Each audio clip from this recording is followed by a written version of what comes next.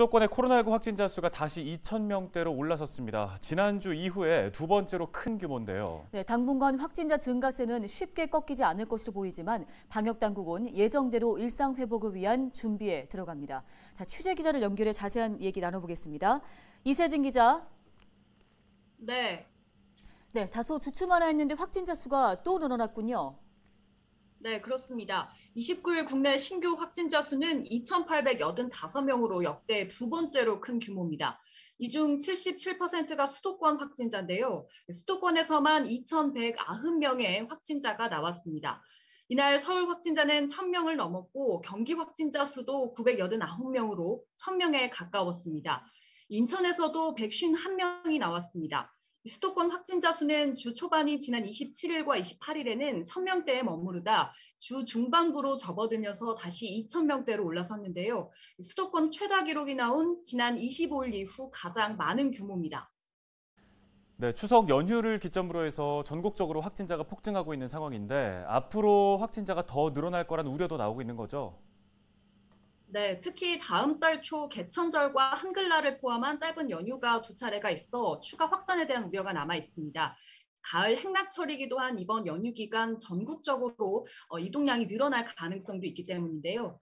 당국은 일단 이번 주 방역 관리에 집중한다면서도 돌아오는 연휴에 모임이나 이동을 자제해달라고 요청하고 있습니다.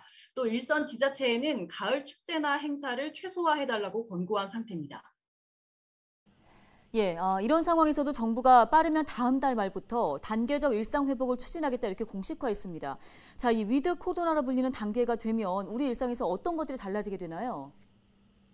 네, 정부는 확진자가 더 늘지 않고 하루 3,000명대 수준으로 유지가 된다면 10월 말에서 11월 초부터 단계적 일상 회복을 추진하겠다고 했습니다. 단계적 일상 회복은 백신 접종 완료자를 중심으로 추진할 계획인데요. 일부 국가에서 시행 중인 이른바 백신 패스 도입도 검토하고 있습니다. 백신 패스는 접종 완료자나 음성 판정자, 코로나 완치자에게 부여하는 일종의 허가증 같은 건데요. 백신 패스가 도입되면 백신 미접종자는 진단 검사를 받고 음성 확인서를 제시해야만 다중이용시설 출입이 가능해집니다. 네, 위드 코로나에 앞서서 이번 주까지로 예정돼 있는 거리 두기 단계 조정 여부에도 좀 관심이 쏠립니다. 어떻습니까? 네, 수도권 거리두기 4단계 시행은 이번 주말까지인 10월 3일까지로 예정돼 있습니다. 정부는 이번 주 금요일 다음 주부터 적용될 새로운 거리두기 안을 발표할 예정인데요. 이번 주 상황에 따라 거리두기 단계를 결정하겠다는 방침이지만 현재 확산세를 고려할 때 방역 단계를 낮추는 것은 어려울 것이란 전망이 나오고 있습니다.